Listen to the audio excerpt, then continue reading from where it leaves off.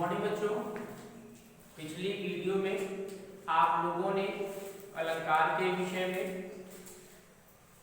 और संधि के विषय में अध्ययन किया है और आज हमारा जो टॉपिक है, जो शीर्षक है वो है छंद, जो कि हिंदी व्याकरण में इसका भी अपना एक महत्वपूर्ण स्थान है। ठीक है, व्याकरणिक दृष्टि से छंद का बड़ा ही महत्व है और किसी भी परीक्षा के दृष्टि से देखें तो छंद भी उतना ही महत्वपूर्ण है जितना कि अन्य शीर्षक है। ठीक, तो इस तरह से आज हम छंद के विषय में विस्तार से अध्ययन करेंगे। ठीक है, आप देखिए यहाँ हमने लिखा है एक शब्द छंद, जो कि आज हमारा शीर्षक है। और ये छंद शब्द जो वो संस्कृत के छिद धातु से बना है। ठीक है, किससे बना है? छिद धातु, संस्कृत के छिद धातु से बना है। छंद शब्द संस्कृत के छिद धातु से बना है और इस संस्कृत में छिद धातु जो है, छिद का जो अर्थ होता है वो होता है आवरण, आवरण या फिर ढकना। ठीक है, ढकना। छंद शब्द संस्कृत के छिद धातु से बना है और इस छिद शब्द का अर्थ होता है आवरण या ढकना। ठीक, अब प्रश्न ये उठता है कि ये छंद किसको ढकता है या किसको आवरण से परिपूर्ण करता है। ठीक है, तो इसके पीछे अलग अलग काव्य शास्त्रियों का अलग अलग अपना मत है। ठीक है, कुछ काव्य शास्त्री मानते हैं कि पहले या प्राचीन समय में या दूसरे युगों में दानवों और देवताओं में अधिकांशता युद्ध हुआ करता था। ठीक है, तो देवताओं ने अपने आप को और अपनी रचनाओं को सुरक्षित करने के लिए दानवों से, ठीक है, अपने आप को, अपनी रचनाओं को छंदोबद्ध कर लिया, ढक लिया। ठीक है, और किसी भी चीज को जब हम ढकते हैं, जब उस पे आवरण लगाते हैं, ठीक है, तो हमारा उसके पीछे का जो उद्देश्य होता है वो होता है उस वस्तु को सुरक्षित करना। ठीक है, इसीलिए छंद का प्रयोग भी हमारे हिंदी भाषा में या संस्कृत भाषा में प्रयुक्त हुआ। ठीक, अब अगर छंद के विषय में और विस्तार से देखें तो इसके जो आचार हैं, आचार पिंगल। ठीक है, छंद के जो आचार माने गए उसके बाद तो बहुत सारे हुए हैं। ठीक है, पिंगल, आचार पिंगल है और इन्होंने या इनकी रचना जो है वो छंद शास्त्र। ठीक है, और इसमें उन्होंने छंदों के विषय में विस्तार से अध्ययन किया है, कराया है और बताया। ठीक, अब अगर हम आगे बात करें कि छंद का उपयोग या छंद का महत्व सबसे अधिक कहाँ है, तो छंद का सबसे अधिक जो महत्व है वो हमारे काव्य शास्त्र में है। ठीक है, काव्य शास्त्र में इसका महत्व। ठीक, काव्य शास्त्र में छंद का अपना ही अत्यधिक महत्व है या महत्वपूर्ण स्थान है। ठीक है, छंद जो है काव्य शास्त्र को गेय बनाता है, यानी गाने योग्य बनाता है और जो गेय पद होता है वो आसानी से कंठस्थ हो जाता है, याद हो जाता है।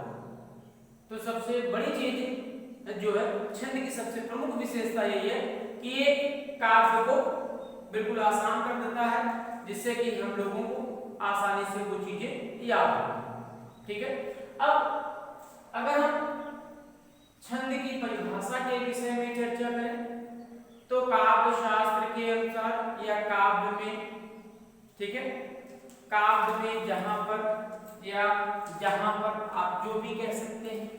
ठीक, देखिए डिफिनीशन, इसकी परिभाषा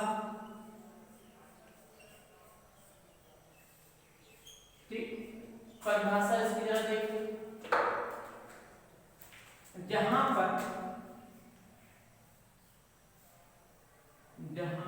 पर या काव्य में जहां पर मात्रा,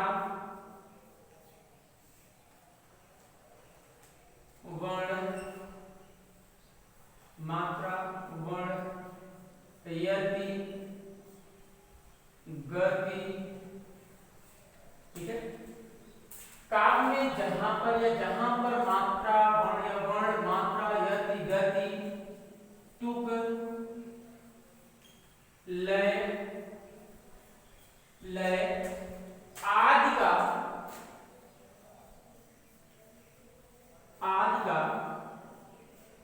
प्रयोग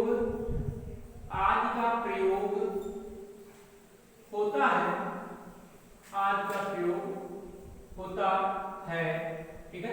आदि का प्रयोग होता है, उसे ही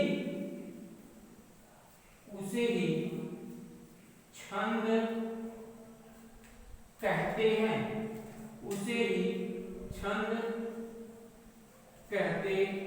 हैं, ठीक। देखिए परिभाषा काव्य शास्त्र के अनुसार या साहित्य जगत के अनुसार, जहां पर मात्रा, वर्ण, यदि, गति, तुक, लय आदि का प्रयोग होता है उसे ही छंद कहते हैं, ठीक। तो बच्चों मैं आपको बिल्कुल इजीली, बिल्कुल आसान तरीके से समझाने का प्रयास करूंगा। बहुत सारे बुकों में बहुत सारे लोग बहुत तरीके से आपको समझाने का प्रयास करते हैं, समझाते भी, ठीक है। लेकिन मेरा यहाँ पर प्रयास है आपको कम समय में बिल्कुल टू द पॉइंट चीजों को बताना, आपके कॉन्सेप्ट को क्लियर करना, ठीक है। तो छोटे में बहुत अधिक या बहुत महत्वपूर्ण चीज देने का प्रयास आपको कर रहा हूं। और यहाँ पर परिभाषा जो छंद की बनती है, काव्य में जहां पर वर्ण, मात्रा, यदि, गति, तुक, लय आदि का प्रयोग होता है उसे ही छंद कहते हैं, ठीक है। उसे ही छंद कहते हैं, या आप कह सकते हैं काव्य में छंद। नंबर 1 आप सुना दीजिए, नंबर 2 में आप घुमा फिरा के बात यही की जाएगी कि काव्य में, देखिए काव्य में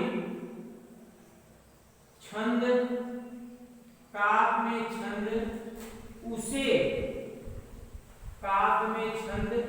उसे ही कहते हैं, ठीक है। काव्य में छंद उसे ही कहते हैं जहां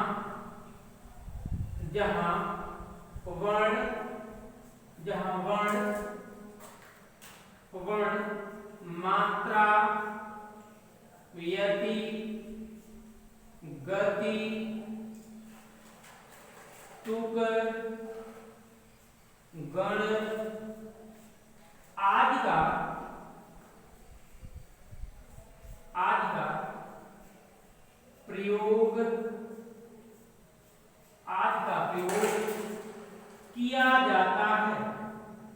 आदि का प्रयोग किया जाता है, क्लियर। देखिए दूसरी परिभाषा मैंने साहित्य जगत के अनुसार आपको बताया कि काव्य में छंद उसे ही कहते हैं, ठीक है। काव्य में छंद उसे ही कहते हैं जहां वर्ण, मात्रा, यदि, गति, तुक, लय, गण आदि का प्रयोग किया जाता है, ठीक है। उसे ही क्या कहते हैं? छंद। उसे ही छंद कहते हैं। क्लियर हो? अब देखिए छंद की इस परिभाषा में कुछ चीजें आपके सम्मुख प्रकट हो रही है कि मैंने क्या आपको बताया, काव्य में छंद उसे ही कहते हैं, यानी छंद में क्या होता है, जहां पर, या छंद उसे ही कहते हैं जहां पर देखिए वर्ण, ठीक है, वर्ण, मात्रा, यदि, गति, तुक गण आदि का प्रयोग हो। वही सेम चीज यहाँ पे मैंने देखी, वर्ण मात्रा यति गति तुक लय आदि का प्रयोग किया जाता है, उसे ही क्या कहते हैं, छंद। ठीक है, और यही जो जिन शब्दों के नीचे मैंने अंडरलाइन किया है, यही छंद के अंग। ठीक है, तो ठीक है, ये क्या है, छंद के अंग। तो प्रश्न आता है कि छंद के अंग कौन कौन से है। ठीक है, छंद के अंग आगे देखते हैं, आइए। छंद के अंग, ठीक, देखिए छंद के अंग, क्लियर। छंद के निम्नलिखित अंग है। छंद के, ठीक है, निम्न लिखित, छंद के निम्नलिखित अंग है। ठीक है, छंद के निम्नलिखित अंग है। छंद के निम्नलिखित अंग, नंबर 1 वर्ण, नंबर 2 मात्रा, नंबर 3 यति, नंबर 4 गति, या इसी को कहते हैं आप लय भी कह सकते हैं, चलिए छोड़िए, गति, वर्ण मात्रा यति गति, नंबर 5 गण। ठीक है, आज ये छंद के अंग है। छंद के निम्नलिखित अंग, नंबर 1 वर्ण, नंबर 2 मात्रा, नंबर 3 यति गति, ठीक है, गण, और नंबर 6 आप ये भी कह सकते हैं तुक, यति गति तुक। क्लियर, ये आपके क्या होगा, छंद के अंग। ठीक है, इनके विषय में हम संक्षेप में देखेंगे, अध्ययन करेंगे। ठीक, सबसे पहले आप आता है वर्ण। वर्ण किसे कहते हैं? ठीक, वर्ण किसे कहते हैं? तो वर्ण का दूसरा नाम है अक्षर। ठीक, वर्ण का दूसरा नाम अक्षर। ठीक, वर्ण हमने आपको पहले वीडियो में बताया था, ठीक है, कि भाषा की वह छोटी से छोटी इकाई या भाषा की वह छोटी से छोटी ध्वनि जिसके और भी कोई खंड या टुकड़े ना किए जा सके उसे ही वर्ण कहते हैं। भाषा की वह छोटी से छोटी इकाई जिसके और भी खंड या टुकड़े ना किए जा सके उसे ही वर्ण कहते हैं। और वर्ण का ही दूसरा नाम अक्षर है, लेकिन अक्षर की परिभाषा बनती है ना छयते इति अक्षरा, अर्थात जिसका क्षरण ना हो उसे क्या कहते हैं, अक्षर कहते हैं। ठीक है, और हमने आपको बताया था कि वर्णमाला जो हिंदी की वर्णमाला, ठीक है, सॉरी, जो हिंदी के वर्ण हैं वो हमने हिंदी के वर्णमाला में व्यवस्थित किया है, और वर्णमाला की परिभाषा बन जाती है कि अक्षरों या वर्णों के सुव्यवस्थित क्रम को ही वर्णमाला कहते हैं। वर्णमाला किसे कहते हैं? अक्षरों या वर्णों के सुव्यवस्थित क्रम को ही वर्णमाला कहते हैं।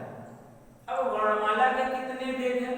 तो वर्णमाला के 2 भेद, वर्णमाला के 2 भेद, नंबर 1 स्वर और नंबर 2 व्यंजन।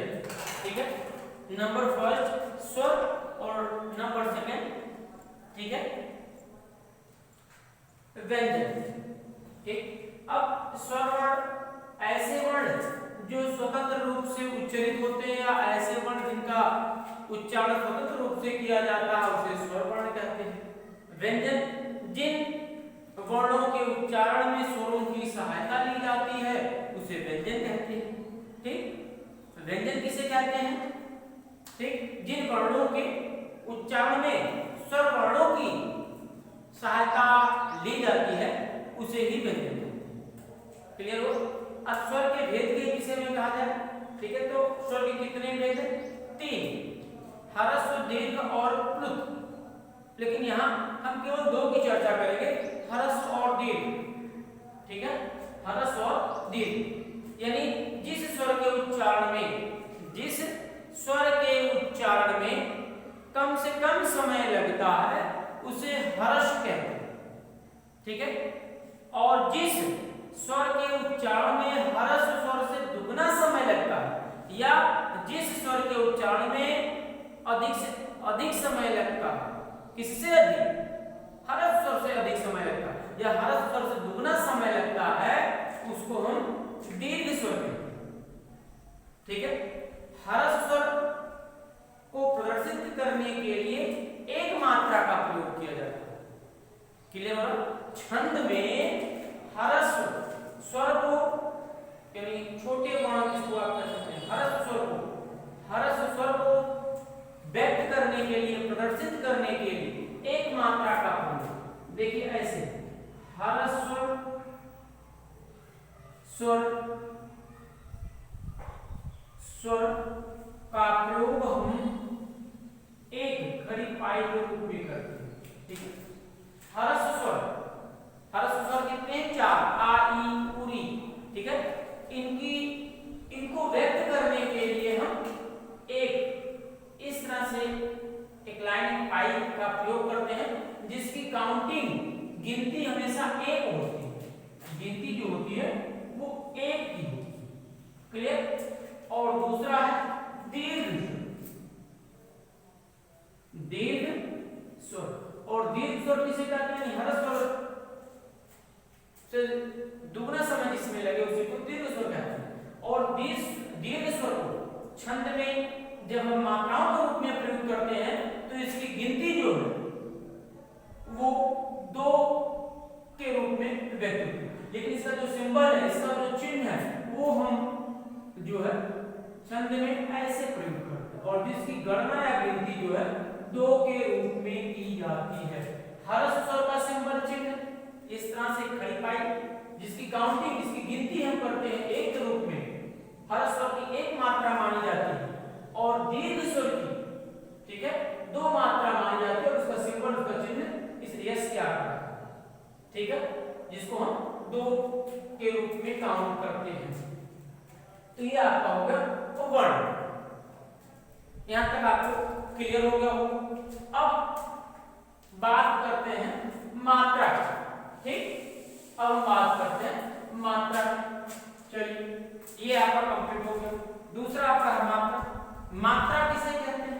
मात्रा यहाँ पर जैसे हम किसी क्वांटिटी की बात नहीं कर रहे, यहाँ पे हम जो मात्रा की बात कर रहे हैं वो हिंदी वर्ण में परंतु जो हर्ष या दीर्घ का प्रयोग हम करते हैं, अभी जो हमने बताया, हर्ष की 1 मात्रा और दीर्घ को 2 संख्या, 2 गिनती के रूप में, 2 मात्रा के रूप में प्रयोग करते हैं काउंटिंग में, उसी की बात हो रही। ठीक है, तो मात्रा जिस वर्ण को उच्चारण करने में या किसी वर्ण को उच्चारण करने में जो समय लगता है उसी को मात्रा कहते हैं। ठीक है, जिस वर्ण के उच्चारण में जो समय लगता है उसी को मात्रा कहते हैं। जब आपके मन में ये विचार आ रहा होगा कि वर्ण के उच्चारण में का, ख, ग, घ, इसकी तो कोई मात्रा होती नहीं है, लेकिन हमने आपको बताया था कि जो व्यंजन होता है वो स्वरों की सहायता से बोला जाता है। ठीक है, जैसे आपने बचपन में या छोटी कक्षाओं में 12 खड़ी का आपने नाम सुना होगा, उसमें आप पढ़ते हैं। ठीक है, जिसको हम बोलचाल की भाषा में ककारा कहते हैं। क, का, की, कू, के, कै, को, कौ, कं, का, यानी वर्ण व्यंजन का है, और का पर अलग अलग स्वर की मात्रा का या अलग अलग स्वर उसमें प्रयुक्त हुए। ठीक, जैसे ख, खा, की, कू, के, कै, को,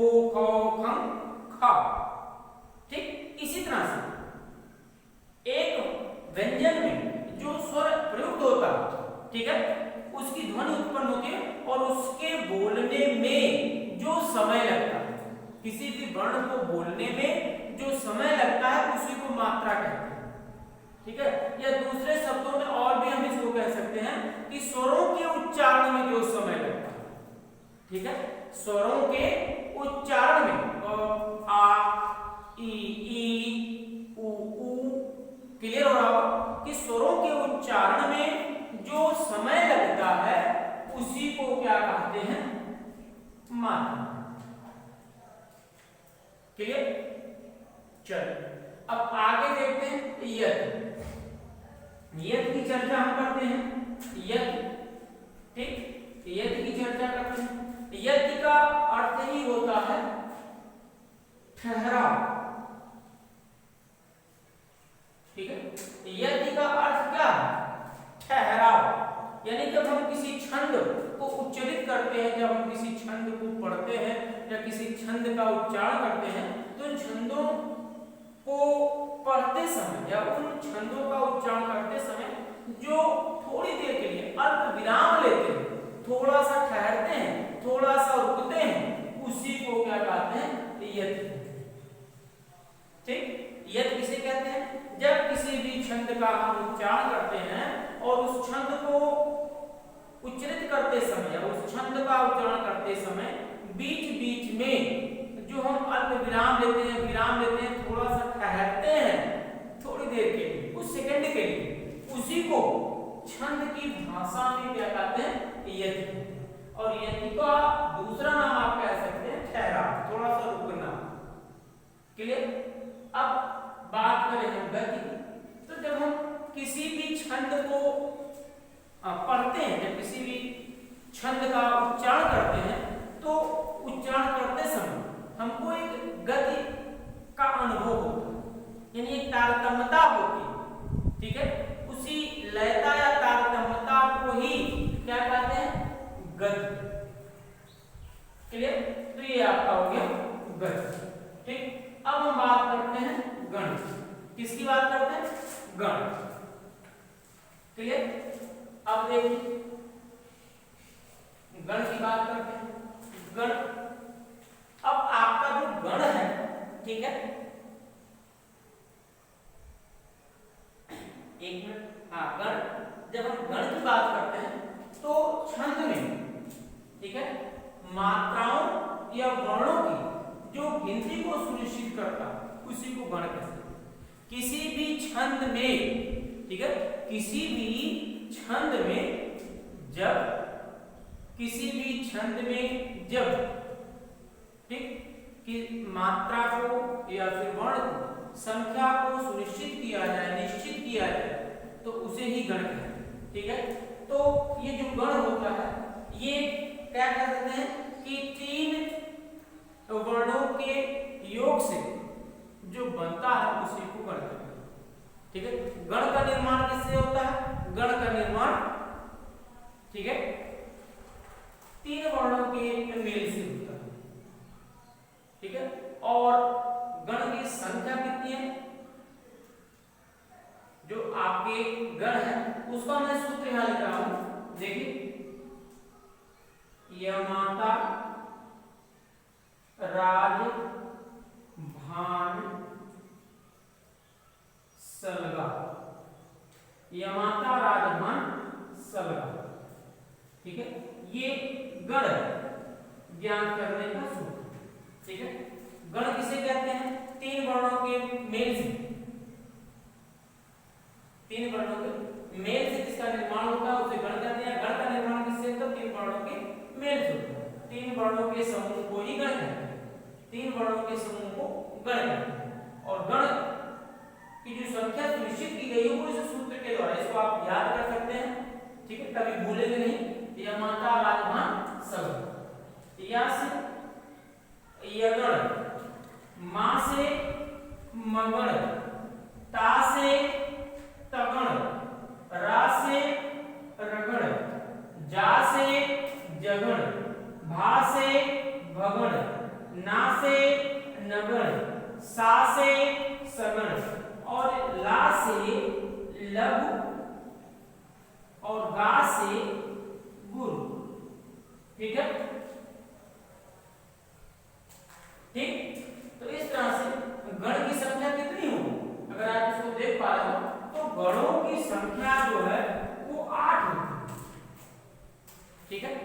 छंद में कितने गण हैं? तो छंद में 8 गण। कौन कौन से? यगण, मगण, तगण, रगण, जगण, भगण, नगण और षगण, और अंत में लघु और गुरु। ठीक, लघु और गुरु। तो इस तरह से गण की संख्या कितनी हो गई? तो वो 8। ठीक, अब हम बात करते हैं तुक की। ठीक, तुक छंद के जो अंतिम वर्ण समान होते हैं। ठीक है, छंद के जो अंतिम वर्ण समान होते हैं, या किसी भी छंद के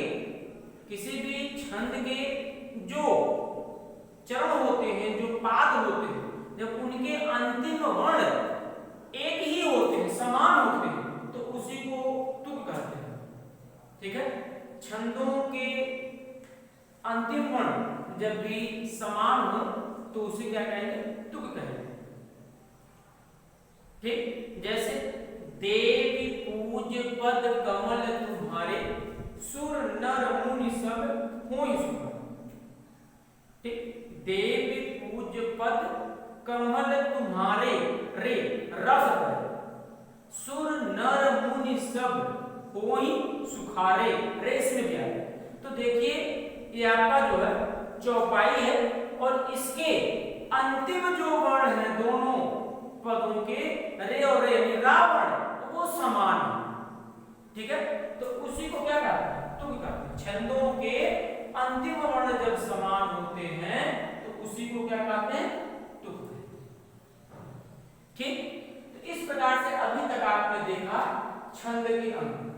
ठीक है, छंद के जो प्रमुख या निम्न अंग थे वो आपके वर्ण, मात्रा, यति, गति, तुक, लय या फिर गण। ठीक है, इसमें हमने आपको सबसे महत्वपूर्ण चीज बताया मात्रा। छंद में मात्राओं का निर्माण ह्रस्व स्वर की। ठीक है, ह्रस्व जो स्वर होता है उसकी एक मात्रा होती है। ठीक, उसका सिंबल ऐसे दिया होता है और काउंटिंग 1 की। और जो दीर्घ स्वर होता है उसकी काउंटिंग 2 होती है, और उसका सिंबल जो होता है वो ये होता है, उसकी काउंटिंग क्या होती है? 2। इसको आपको विशेष ध्यान रखना है, क्योंकि मात्राओं और वर्णों के आधार पे ही छंदों को हम ज्ञात करते हैं। क्लियर? चलिए अब आगे देखते हैं छंद के भेद। ठीक है, छंद के भेद के विषय में हम चर्चा करें कि छंद के कितने भेद। ठीक, छंद के कितने भेद। चलिए छंद के भेद, छंद के भेद के विषय में हम चर्चा करते हैं। छंद के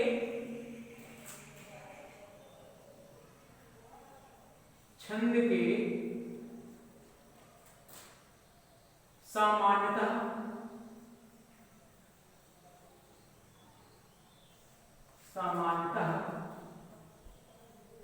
चार भेद हैं।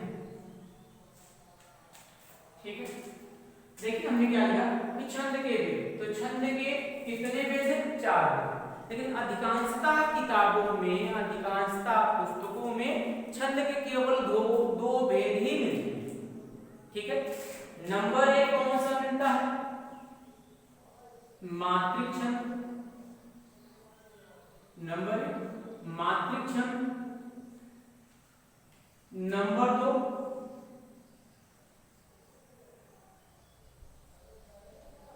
वर्णिक छंद। ठीक, मैंने क्या कहा?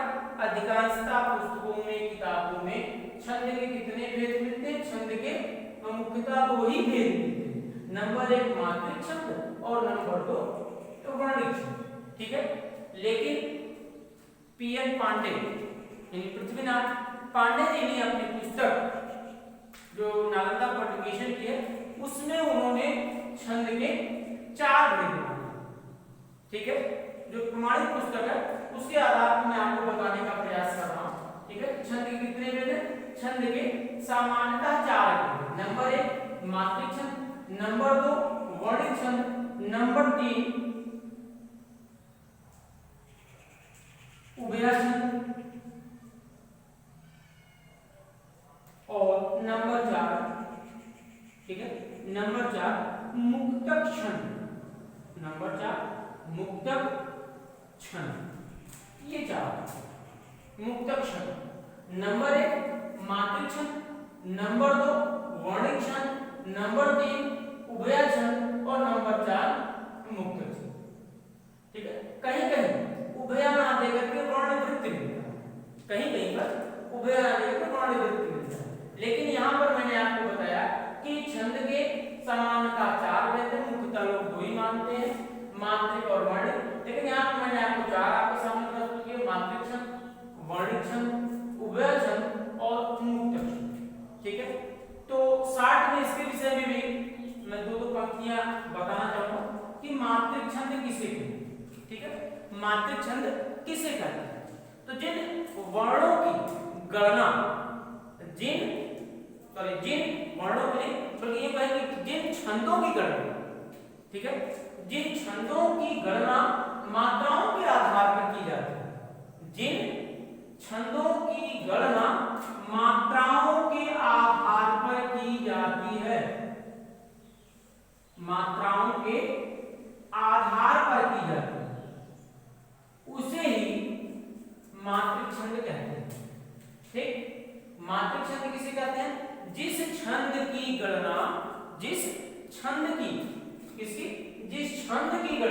किसके आधार, मात्राओं के आधार पर की जाती है, उसे मात्रिक छंद कहते हैं। क्लियर हो? जिस छंद की गणना मात्राओं के आधार पर की जाती है, उसे कौन सा छंद कहते हैं? मात्रिक छंद कहते हैं।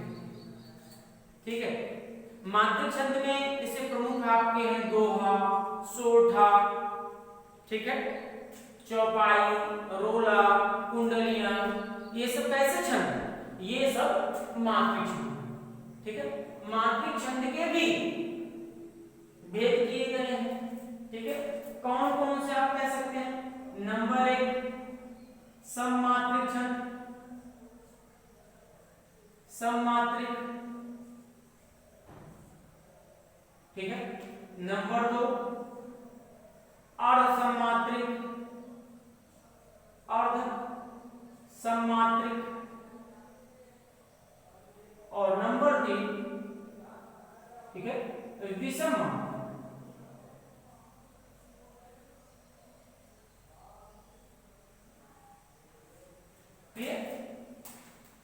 मात्रिक छंद किसे कहते हैं? जिस छंद की गणना, जिस छंद की गिनती, जो भी आपका जिस छंद की गणना मात्राओं के आधार पर किया जाता है, उसे मात्रिक छंद कहते हैं।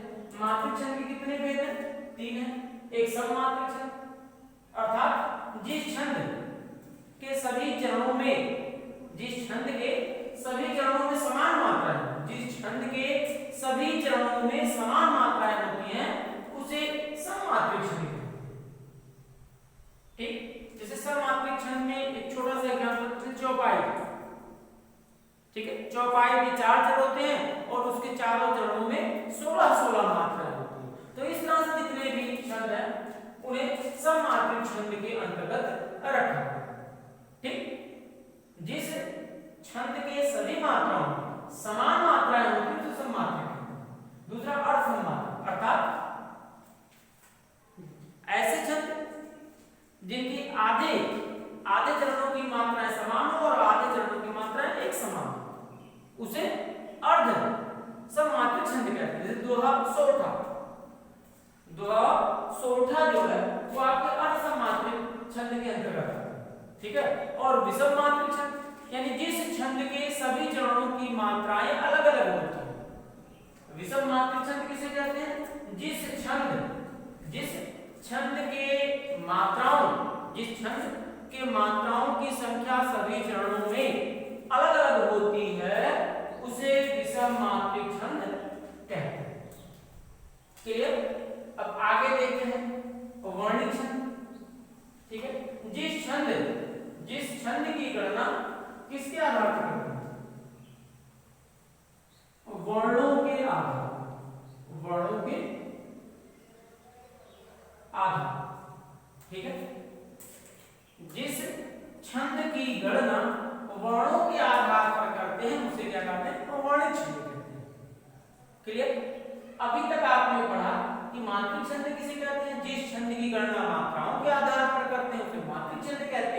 ठीक है। अब जिस छंद की गणना किसके आधार पर करते हैं, वर्णों के आधार पर करते हैं, उसे वर्णिक छंद कहते हैं।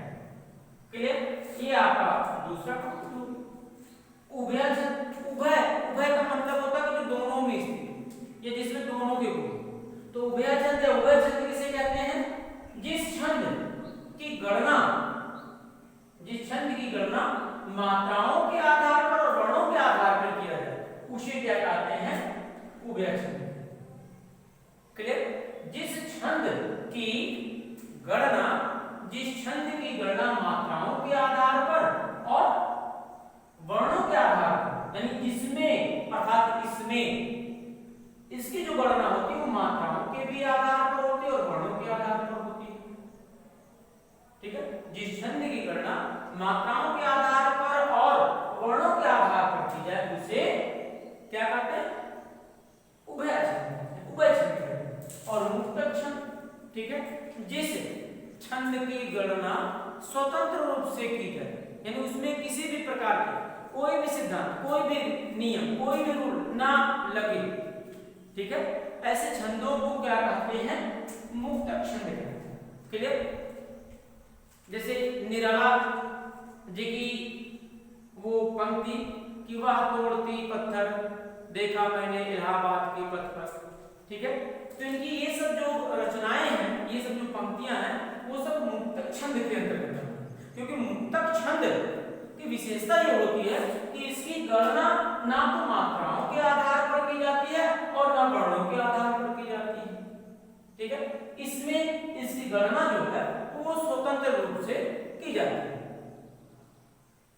ठीक ना। तो इस आधार पर इस छंद की रचना की जाती है, ठीक है।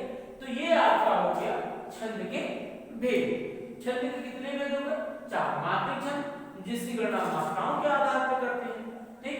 दूसरा वर्णिक छंद जिसकी गणना वर्णों के आधार पर करते हैं। उभय छंद जिसकी गणना मात्राओं और वर्णों के आधार पर करते हैं। और तीसरा मुक्तक छंद जिसकी गणना ना तो मात्राओं के आधार पर करते हैं ना वर्णों के आधार पर करते हैं, उसे हम करते हैं, उसे कहते हैं मुक्तक छंद, ठीक है। और इसमें एक चीज और है आपका, जिसको हम चरण और पाद कहते हैं, ठीक है। चरण और पाद, इस पे हम थोड़ा दो शब्द कहना चाहेंगे, ठीक है। क्योंकि छंद में चरण और पाद का बड़ा ही महत्व है, ठीक है। चरण छंद में जो पंक्तियां होती हैं, ठीक है, छंद में जो पंक्तियां होती हैं उन्हीं पंक्तियों को चरण या पाद कहते हैं, ठीक है। और इन चरणों का जो विभाजन होता है वह चरणों के बीच में यदि लगा करके, यदि विराम लगा करके किया जाता है। मैंने कहा कि छंद में जो पंक्तियां होती हैं उन्हीं पंक्तियों को चरण या पाद कहते हैं, और छंद में चरण या पाद का जो विभाजन किया गया, जो बंटवारा किया गया है, या चरणों को जब अलग किया गया, ठीक है, तो किस आधार पर, उनके बीच, चरणों के बीच में यदि लगा करके हम जो है चरणों के बीच में विभेद करते हैं, ठीक। तो ये था हमारा छंद के विषय में कुछ सामान्य परिचय, और इसमें मैंने आपको छंद शब्द का अर्थ, छंद की परिभाषा, छंद के अंग और छंद के भेद के विषय में बताने का प्रयास किया है।